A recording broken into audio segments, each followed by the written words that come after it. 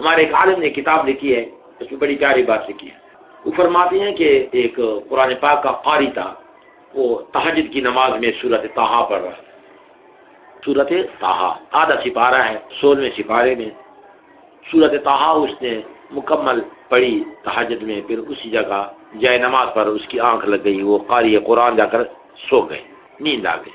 خواب میں کیا دیکھ رہے ہیں کہ فرشتوں نے اس کی جو سورت جو اس نے پڑھی تھی اس کو ریشمی رومال میں جا کر کیا ہے، سونے کی تاروں کے ساتھ لکھا ہے. وہی سورۃ طٰہٰ سونے کی تاروں کے ساتھ، اور ہر لفظ کے نیچے 10 نیکیاں لکھی ہیں. تو فرشتے خواب میں دکھلا رہے ہیں کہ آپ کو مبارک ہو، اللہ کے یہاں آپ کی یہ صورت قبول ہو گئی. دیکھے آپ کو ایک ایک کلمے پر، ایک ایک لفظ پر جا کر 10 نیکیاں بھی ملی ہیں. تو فرشتے دکھلا رہے تھے اور وہ پڑھ رہا تھا اور اس طریقے سے آگے چل رہا تھا. تو آگے ایک لفظ خالی تھا، لفظ کے نیچے کوئی نیکی نہیں تھی. تو اس قرآن پاک کے قاری نے فرشتوں سے پوچھا کہ کیا وجہ ہے باقی الفاظ جو کلمات ہیں ان کے نیچے تو 10 نیکیاں لکھی ہوئی ہیں لیکن ایک لفظ خالی ہے، یہ کیا وجہ ہے؟ تو فرشتوں نے کہا کہ ہم نے اس کے نیچے نیکیاں لکھی تھی، لیکن عرش معلیٰ سے ہمیں حکم آیا کہ اس کی نیکیاں اس لفظ کے نیچے مٹاؤ. ہم نے اللہ پاک سے پوچھے کہ اللہ آپ تو جانتے ہیں، ہم نہیں جانتے، لیکن اللہ اس میں کیا حکمت ہے کہ باقی تو نیکیاں لکھی ہوئی ہیں اور آپ فرما رہے کہ اس فلاں مخصوص لفظ سے نیکیاں مٹاؤ. اللہ نے فرمایا کہ باقی صورت تو میرے لیے پڑھی تھی، اس لیے میں نے ان کو ثواب دے دیا، اور جو یہ مخصوص لفظ ہے جس کے نیچے سے نیکیاں مٹی ہوئی ہیں یہ میرے لیے نہیں پڑھا تھا. باہر سے دور سے ایک بندے کو دیکھا تو اس کو سنانے کے لیے لفظ ذرا اونچا پڑھ دو قرآن کا لفظ کہ وہ سن لے.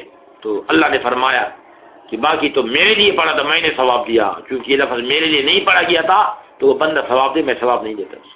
معاملہ بڑا نازک ہے، اللہ معاف فرمائے. بندہ جو بھی کام کرے اللہ کی رضا کے لیے کرے. ہمارے مسلمانوں میں ایک بہت بڑی شخصیت گزری ہے، عبداللہ ابن مبارک رحمۃ اللہ علیہ. بہت بڑی ہستی تھی، ویسے تو غلام تھے، غلام زادے تھے، لیکن بادشاہوں سے بڑھ کر آپ کی عزت تھی. انتقال فرما گئے 181 ہجری میں، دوسری صدی میں. اس کے پڑوس میں ایک لوہار ہوتا تھا، وہ بھی انتقال کر گئے. تو لوہار کی بیوی زندہ تھی. تو کسی نے جا کر خواب دیکھا کہ اس لوہار کو عبداللہ ابن مبارک رحمۃ اللہ علیہ سے جنت میں اونچا مقام ملا ہے. عبداللہ ابن مبارک رحمۃ اللہ علیہ کو جو مقام ملا ہے وہ نیچے ہے اور لوہار کا مقام اس سے اوپر ہے. بندہ حیران ہو گیا کہ وہ تو محدث تھے، پوری زندگی قال اللہ قال الرسول میں گزاری ہے، اور متقی پرہیزگار، حدیث پاک کے درس ہر سال ایک سال جہاد میں لگاتے تھے، ایک سال حج بیت اللہ میں لگاتے تھے، ایک سال حدیث پاک کے درس میں لگاتے تھے، اور لوہار کا درجہ اس سے اوپر ہے. پھر جب اس کی آنکھ کھل گئی تو لوہار کی بیوی زندہ تھی، اس سے پوچھا کہ کیا وجہ ہے کہ آپ کے خاوند کا مقام عبداللہ بن مبارک سے بھی اوپر ہے، اونچا ہے. اس نے کہا کہ بات یہ ہے، ہم میاں بیوی جب رات کو سوتے تھے میرا خاوند مجھے کہتا تھا کہ بیوی یہ بھی کوئی زندگی ہے جو ہماری ہے، پورا دن جا کر کیا لوہے کا کام میں کرتا ہوں، لوہے کو کوٹتا ہوں، تو کاش ہم فارغ ہوتے، ہمارا کاروبار چلتا ویسے. تو عبداللہ ابن مبارک کی طرح جو پڑوسی ہیں ہمارے پوری رات تہجد میں قیام میں گزار لیتے ہیں، تو ہم بھی انشاءاللہ ایسی عبادت کرتے، دن کو بھی کرتے رات کو بھی کرتے. لیکن ہم تو مشکلات میں پھنسی ہوئی ہیں، روزی کا مسئلہ، اس لیے پورا دن جا کر کیا لوہے کو کوٹتے ہیں. اگر ہم فارغ ہوتے تو ایسی عبادت کا جو بزرگ کرتے ہیں. اور دوسرا یہ کہ میرے خاوند کی عادت تھی کہ جب وہ لوہے کی جو بٹی ہوتی ہے، جو وہ لوہا اندر ڈال دیتے ہیں تو اوپر سے جا کر کیا ہے کہ وہ لوہا گرم ہو جاتا ہے. تو کہا کہ جب لوہا گرم ہو جاتا تھا اور وہ اوپر سے ہتھوڑا اٹھاتے تھے اس کو کوٹنے کے لیے، ٹھیک کرنے کے لیے لوہے کو، ادھر سے جب اللہ اکبر اذان کی آواز آتی تھی تو اتنا نہیں کرتے تھے کہ کم از کم لوہا گرم ہے، اوپر سے 2 ہتھوڑے تو لگاؤ. کہا کہ نہیں، اب اللہ بلا رہے ہیں، بس اس کو چھوڑتے، لوہا ٹھنڈا ہو جاتا، وہ محنت ضائع ہو جاتی تھی. لیکن وہ نماز کی اتنے پابند تھے کہ جب اللہ اکبر سنتے کہا کہ سب کچھ ختم، اب مسجد. تو میرے خاوند کے اندر یہ 2 باتیں تھی. ایک تو جا کر کیا ہے کہ نماز کے اتنے پابند تھے کہ بالکل گرم لوہا چھوڑتے تھے، ٹھنڈا ہو جائے جو کچھ بھی ہو جائے، لیکن پہلے اللہ اکبر، اللہ بڑے ہیں مجھے بلا رہے، بات مسجد کا راستہ لے گئے. دوسرا یہ کہ ہمیشہ یہ ارمان کر رکھا میں بھی عبداللہ بن مبارک کی طرح ہوتا اور جا کر فارغ ہوتا، کوئی کام دھندے نہ ہوتے تو میں بھی ایسی عبادت کرتا. تو بس آدمی نے کہا جس نے خواب دیکھے آپ کے خاوند کو اللہ نے اس اخلاق کی برکت سے مقام دیا ہے جو عبداللہ مبارک سے بھی اونچا ہے. کیا دیر لگتی ہے اللہ کے یہاں جب قبولیت ہو جائے. فاروق اعظم رضی اللہ عنہ کا زمانہ تھا. اس لیے مثالیں دے رہا ہوں کہ آج تو منافقت کا دور ہے، دکھلاوے کا دور ہے، خوشامد کا دور ہے، دوسروں سے داد لینا ہے، شاباش لینا ہے رضا الہی کے لیے. کوئی 100 میں کوئی 1-2 بندے کام کرتے ہوں گے، باقی سب خوشامد کے لیے لوگوں سے داد شاباش لینے کے لیے کر رہے ہیں. اس لیے یہ بے برکتی ہمارے سامنے ہے. اور اس زمانے کے لوگ ہر کام اللہ کی رضا، اللہ کی خوشنودی کے لیے پھر جا کر کے دنیا میں بھی کامیاب تھے اور آخرت میں بھی کامیاب. تو آخری بات عرض کر رہا تھا کہ فاروق اعظم رضی اللہ عنہ رات کو گشت فرما رہے تھے. ایک گھر میں جھگڑا ہو رہا ہے، صبح اذان کا وقت ہو رہا ہے، تو ایک عورت اپنی بچی سے کہہ رہی ہے کہ بیٹی جلدی کر، گاہک آ رہے ہیں. تو دودھ کے اندر پانی ڈال ملاوٹ کر. لڑکی بڑی تکڑی تھی، کہا کہ امی جان میں تمہاری یہ بات نہیں مان سکتی، یہ ملاوٹ کرنا حرام ہے، گناہ ہے، میں دودھ میں پانی نہیں ڈال سکتی. کہ عمر فاروق رضی اللہ عنہ کا اعلان ہے کہ ملاوٹ کرنا جرم ہے، حرام ہے. عمر فاروق دروازے پہ کھڑے ہیں، قدرتی طور پر سن رہے ہیں. ماں نے کہا کہ بچی سے کہ تو بڑی بیوقوف ہے. عمر فاروق جا کر کیا کہ ابھی تو اذانیں بھی نہیں ہوئی ہیں، وہ تو کہیں سو رہے ہوں گے یا گھر میں نماز پڑھ رہے ہوں گے، جلدی کر پانی میں دودھ ملانا، ملاوٹ کرنا ہے. کہا کہ امی جان اگر عمر تو خود سو رہے ہیں، وہ سو سکتے ہیں، لیکن عمر کا رب تو جاگ رہا ہے. انداز لگا ہے کتنی ایمان افروز بات فرمائی کہ عمر تو ٹھیک ہے سو سکتے ہیں، لیکن عمر کا رب تو جاگ رہا ہے، وہ تو دیکھ رہے ہیں، وہ تو علیم بذات الصدور ہے، سینوں کے بیت کو بھی جانتے ہیں.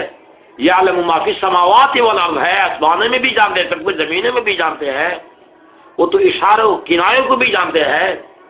میں یہ حرکت نہیں کر سکتی. ٹھیک ہے عمر تو سو سکتے ہیں، لیکن عمر کا رب تو جاگ رہا ہے. لا تأخذہ سینۃ ولا نوم، نہ اللہ پاک کو جا کر اونگ آتی ہے نہ آپ کو نیند آتی ہے، وہ دیکھ رہے ہیں. تو میں آپ کے کہنے پر اللہ کو ناراض نہیں کر سکتی. لڑکی ڈٹ گئی. عمر فاروق کی گفتگو سن رہے. پھر عمر فاروق نے صبح پوچھا کہ فلاں محلے میں فلاں جگہ یہ مکان کس کا ہے؟ کہا کہ جی ایک دودھ فروش عورت ہے، اس کی جوان بیٹی ہے، دونوں مکان میں رہتے ہیں، دودھ فروخت کرتے ہیں. فاروق اعظم نے پوچھا کہ لڑکی کا رشتہ کسی کو دیا تو نہیں؟ کہا کہ نہیں.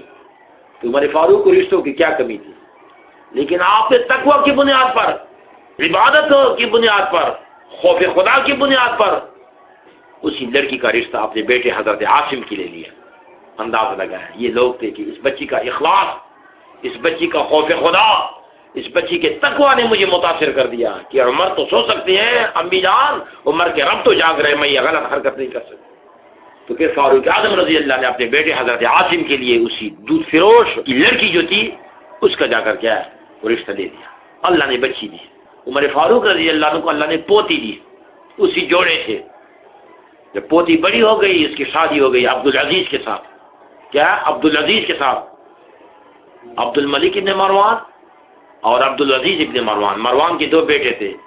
ایک عبد الملک تھا جو تمام دنیا کے مسلمانوں کا بادشاہ تھا، بنو امیہ کا فرما روا، اور ایک کا دوسرا بھائی عبدالعزیز. بچی کا رشتہ عبدالعزیز کو دیا. عمر فاروق رضی اللہ عنہ کی جو پوتی تھی ان کا رشتہ عبدالعزیز کو مل گیا. جب لڑکی بڑی ہو گئی پوتی کا رشتہ اس سے عمر بن عبدالعزیز پیدا ہو، جس کو عمر ثانی کہا جاتا ہے، جس پر پوری امت کو فخر ہے. بادشاہ بھی تھے، خلیفہ بھی تھے، تقوی اور جا کر کیا کہ خوف خدا کا درس دیا ہے عمر بن عبدالعزیز نے. عمر ثانی کو کہا جاتا ہے. یہ اسی جا کر کیا ہے عمر فاروق رضی اللہ عنہ کے کیا تھے پوتی کا بیٹا تھا. تو گوئے کہ آپ کے نواسے بن گئے. ایک اثر ہوتا ہے خون میں کہ وہ لڑکی اتنی نیک تھی کہ میں ملاوٹ نہیں کر سکتی. تو عمر فاروق نے اس لڑکی کا رشتہ اپنے بیٹے کے لیے لیا. اسی جوڑے کو جو اللہ نے بچی دی وہ جا کر کیا ہے عبدالعزیز کے ساتھ اس کی شادی ہوتی ہے اور وہ عمر بن عبدالعزیز کی والدہ بنتی ہے. کون سے عمر بن عبدالعزیز رحمۃ اللہ علیہ؟ اتنے متقی، اتنے درویش بادشاہ کہ جنگل سے ایک عالم گزر رہے ہیں. وہاں پر کوئی گجریا چرواہا تھا، ریوڑ چرا، بکریوں کو چرا. اس نے کہا انا للہ و انا الیہ راجعون. تو عالم نے پوچھا کہ انا للہ کیوں پڑھی، کیا کوئی فوت ہو گیا؟ کہا کہ ہاں مسلمانوں کے نیک خلیفے، نیک بادشاہ عمر بن عبدالعزیز فوت ہو گئے رحمۃ اللہ علیہ. کہا کہ تجھے کیسے پتہ چلا، تو جنگل میں ہے کہ فوت ہو گئے؟ کہا کہ حضرت جی اس لیے جا کر پتہ چلا کہ میں 2-2.5 سال سے یہاں جنگل میں بکریاں چرا رہا ہوں. میری بکریوں کے ساتھ، ریوڑ کے ساتھ بیڑیے بیکار بھی ہوتے ہیں، لیکن کسی بیڑیے کو جرت نہیں ہوتی کہ جا کر کسی بکری پر حملہ کرے، بیڑ پر حملہ کرے. آج سامنے دور سے جا کر کے ایک بھیڑیے نے بکری کو کاٹا تو میں اس نتیجے پر پہنچا ہوں کہ آج شاید عمر بن عبدالعزیز رحمت دنیا سے اٹھ گئے ہیں، اس لیے میں نے ان علیلہ پڑھی کہ جب تک وہ تھے سکون تھا۔ آج جب جو بھیڑیا حملہ کر رہا ہے بکری کو کاٹ رہا ہے تو میرا انداز ہے کہ وہ ختم ہو گئے، فوت ہو گئے۔ وہ عالم آگے جا کر جب شہر میں پہنچے تو وہاں پتہ چلا کہ اسی دن جا کر عمر بن عبدالعزیز رحمۃ اللہ کا انتقال ہو چکا۔